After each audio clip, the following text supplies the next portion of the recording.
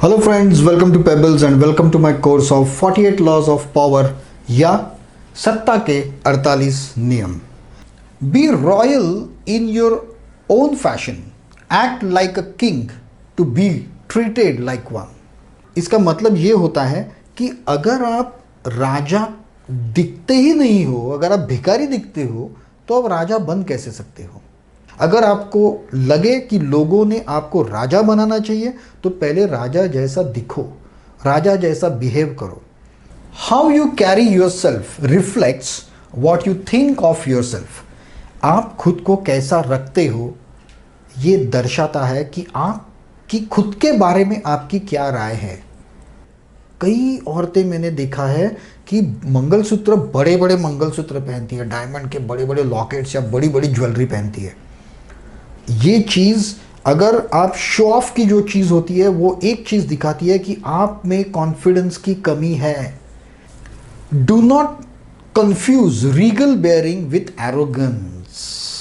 अब आप ये नए नए आने वाले मीडिया के स्टार लोग, सो कॉल्ड सेलिब्रिटीज़ को देखिए और फिर आप देखिए Ratan Tata, then Sudha Murthy, Mark Zuckerberg, Jack Ma, Bill gets.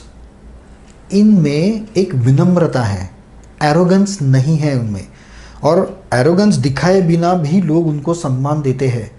लेकिन जिनकी वो औकात नहीं होती वो फिर एरोगेंस का सहारा लेते हैं। इसके पीछे क्या साइकोलॉजी है मैं आपको बताता हूँ। अगर मैं मीडिया में हूँ, बॉलीवुड का एक सेलिब्रिटी हूँ, तो मुझे पता है, मैं किसी पार्टी में जा रहा हूँ तो मुझे पता है कि साले वहाँ सभी लोग अच्छे अच्छे कपड़ों में आएंगे, सभी लोग ज्वेलरी पहनेंगे, सभी के फैशन डिज़ाइनर्स होते हैं और सभी गुड लुकिंग और ग्रेसफुली दिखेंगे। तो अब साला मैं अलग कैसे दिखूँ। तो फिर एक बाय द ह्यूमन टेंडेंसी मैं एरोगेंस पहन लेता हूँ।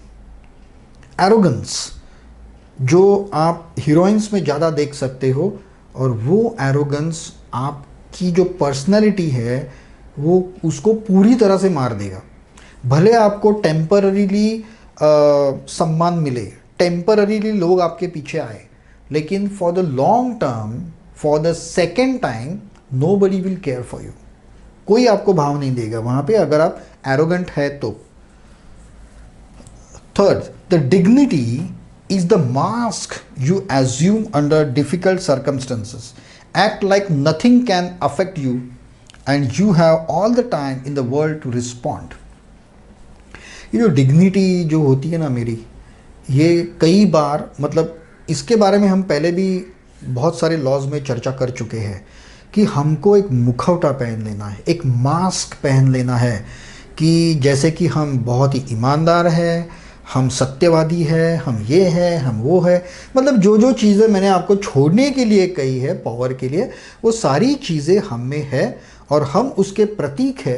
ये मास्क हमें पहन लेना है हमेशा के लिए। क्यों? Act like nothing can affect you and you have all the time in the world to respond. आपको वो मास्क इस तरह से पहन लेना है, वो मुखौटा इस तरह से पहन लेना है कि आपकी सत्य प्रियता, आपका ईमान, कोई भी चीज़, दुनिया की कोई भी चीज़ डगमगा नहीं सकती। हमेशा याद रखिए, ये हमारा मुखौटा है, ये हमारा मास्क है, ये हमारी क्वालिटी नहीं है। Set your price high and do not waver. ऐसा कहा जाता है कि आपकी कीमत कितनी है, जितनी आप लगाओगे उतनी। चलिए यहाँ पर जो लड़कियां हैं उनके लिए मैं एक एग्जांपल देता हूँ। एक ड्रेस है, सेम टू सेम, और सेम टू सेम ड्रेस दो लड़कियां पहन के आई है। आपकी दो फ्रेंड्स है, वो सेम टू सेम ड्रेस पहन के आई है, और ताज्जुब की बात यह है कि same company, same fabric, everything same. लेकिन एक ने कहा कि मैंने ये ड्रेस 5,000 में ख़रीदा और दूसरी बोल रही है मैंने ये ड्रेस 500 में ख़रीदा। एक्चुअली वो ड्रेस की कीमत 500 रुपया ही है, इसको किसी ने चूना लगाया, ओके। लेकिन आप क्या सोचोगी? हो ही नहीं सकता यार, ये ड्रेस सेम हो ही नहीं सकती, दिखने में सेम है। अगर उसने कहा भी कि नहीं यार, वो आप सोचोगी वो जो 5,000 वाली है ना, वो ड्रेस बहुत अच्छा है, वो जेन्युइन है, और ये 500 वाला जो है ना वो डुप्लीकेट है, ये आप सोचोगी। क्यों? क्योंकि उसने उसकी प्राइस ज़्यादा लगाई है, ज़्यादा दी है उसकी प्राइस। बहुत बार हम लोग ये सोचते हैं कि जिसकी प्राइस ज़्यादा होती है वो अच्छा होता है। फॉर एग्जांपल सभी लोगों के मन में जो होता है कि प्राइवेट हॉस्पिटल्स बहुत अच्छे होते हैं गवर्नमेंट हॉस्पिटल से, हालांकि कंडीशन उसकी टोटली रिवर्स है। गवर्नमेंट हॉस्पिटल्स बहुत अच्छे होते हैं प्राइवेट हॉस्पिटल से। प्राइवेट हॉस्पिटल मतलब कसाईयों की दुकान होती है सिर्फ। सिमिलरली जिस चीज़ की कीमत ज़्यादा होती है, जैसे आईफोन और सैमसंग का जो S9 S11 वगैरह जो है, कई मामले में सैमसंग के S11 सीरीज़ के फ़ोन आईफोन से ज़्यादा अच्छे हैं, लेकिन फिर भी लोग आईफोन को प्रेस करते हैं। क्यों? क्योंकि उसकी प्राइस ज़्यादा है, उसको स्टेटस सिंबल बना दिया है उन्होंने। तो मैंने खुद को एक स्टेटस सिंबल बना दिया कि I am at very high price. अगर आपने मुझे हायर किया तो you are selecting the best one. हालांकि ऐसा था नहीं है एक्चुअली, लेकिन मैंने वो प्रोजेक्ट किया। इसलिए आपकी कीमत उतनी ही है जितनी आप खुद तय करोगे और उसके ऊपर डटे रहोगे और उसके ऊपर आप बार्गेनिंग नहीं करोगे, वो आपकी कीमत होगी। एक बार आपने बार्गेनिंग शुरू कर दी ना, तो सामने वाला आपको बोतल में उतार के ही रहेगा। अगर वो आपसे ज़्यादा स्मार्ट है, अगर उसकी बार्गेनिंग पावर ज़्यादा अच्छी है, तो आप तो गए काम से फिर। So always remember that. Next, deal with the highest person in the building. Deal with the highest person in the building. ये ऐसा होता है कि कई बार मैंने देखा है कि लोग डरते हैं बड़े ऑफिसर से या ऊपर के लेवल के ऑफिसर से बात करने के लिए। लोग हमेशा डरते हैं, वो हमेशा छोटे लेवल से शुरुआत करते हैं। ये गलती कभी मत करना। Always start for dealing with the highest official, क्योंकि जब आप बिंदास्त विथ कॉन्फिडेंस किसी भी बड़े ओहदे के ऑफिसर से जाके बात करते हो ना, तब उसको लगता है, क्योंकि उसके पास ऐसा कोई आता नहीं है बिंदास, तब वो उसको लगता है कि ये आदमी बहुत बड़ा है। वो आपको बड़ा समझता है। क्यों? क्योंकि आप खुद को समझ रहे हैं कि मैं तो सिर्फ टॉप मोस्ट ऑफिसर से ही बात करूंगा, भले आपकी औकात ना हो उतनी।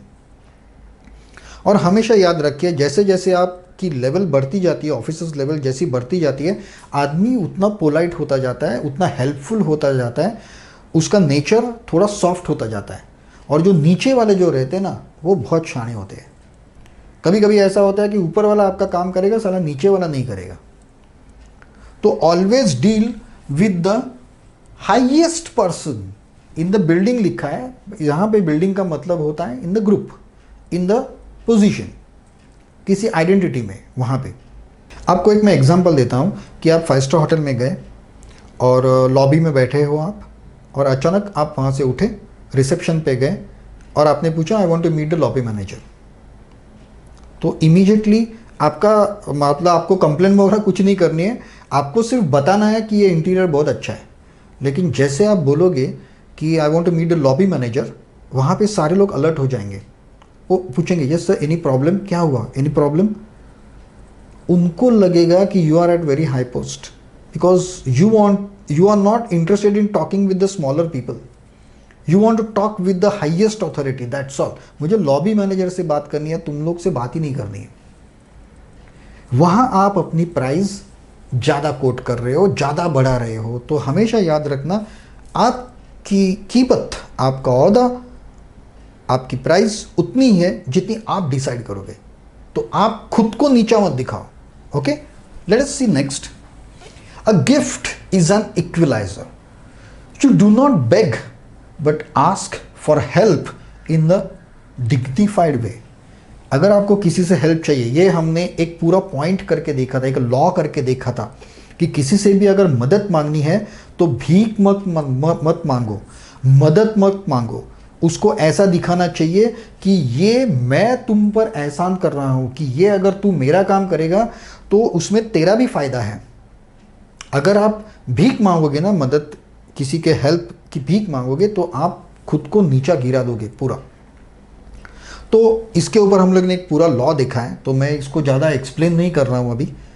You should see that law again. Law का नंबर मुझे याद नहीं, अगर आपने ये कंटिन्यूसली पूरे देखे होंगे तो आपको पता होगा कि ये लॉ कौन सा है।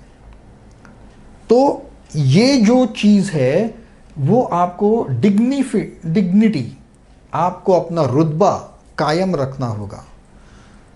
आपको किसी से मदद भी अगर मांगनी हो तो ये जताना होगा कि आपको मदद करके सामने वाला प्रॉफिट में आने वाला है या सामने वाले को कुछ ना कुछ मिलने वाला है, तो ही आपका रुतबा बना रहेगा।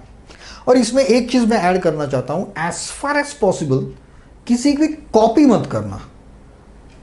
जैसा फिल्म लाइन या बॉलीवुड या मीडिया में आने वाला हर कोई पागल न्यू कमर होता है, वो किसी ना किसी आइकॉन की कॉपी करता है कि कोई शाहरुख की कॉपी कर रहा है, कोई आमिर की कॉपी कर रहा है, लेकिन वो लोग सारे जूनियर आर्टिस्ट ही रहते हैं ज़िंदगी भर। वो कभी ऊंचे नहीं हो पाते क्योंकि वो कॉपी कैट बन चुके हैं, वो कॉपी कर लेते हैं किसी की। भले थोड़ा इधर उधर हो, लेकिन खुद की एक ओरिजिनल स्टाइल बनाना, एक ओरिजिनलिटी आप में होनी चाहिए, एक स्टाइल होनी चाहिए, ओरिजिनल स्टाइल। किसी की कॉपी मत करना, कॉपी करके आप कहीं नहीं जा सकते, फिर आप ना जोकर बन जाओगे उसमें। So friends, that's all in the rule number 34। अगर आपने सब्सक्राइब नहीं किया है तो प्लीज़ कर दीजिए, बेल आइकॉन भी दबाइए। So now will meet in the rule number 35। लेकिन तब तक मुझे इंतज़ार रहेगा आपके कमेंट्स का। Please comment and share the videos and like also if you like it, of course. So thank you very much. We'll see in the rule number 35. Till then, have a nice day.